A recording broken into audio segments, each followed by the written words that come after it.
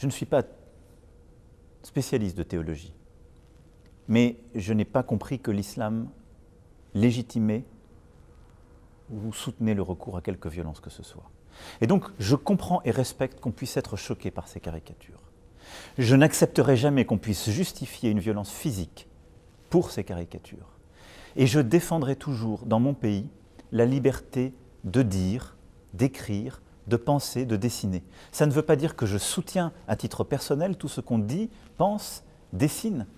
Mais ça veut dire que ces libertés, ces droits de l'homme qui ont été pensés, voulus, créés en France, je considère que c'est notre vocation de les protéger. Et de protéger aussi la souveraineté du peuple français qui le veut.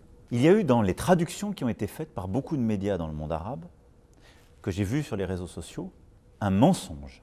Un mensonge. On m'a fait dire « je soutiens les caricatures humiliant le prophète ». Je n'ai jamais dit ça. D'abord parce que ces caricatures, et c'est important pour tous les musulmans qui nous écoutent, ces caricatures, elles touchent toutes les religions, toutes. Il n'y a pas des caricatures spécialement contre une religion plutôt que l'autre. Et au-delà de ça, tous les dirigeants.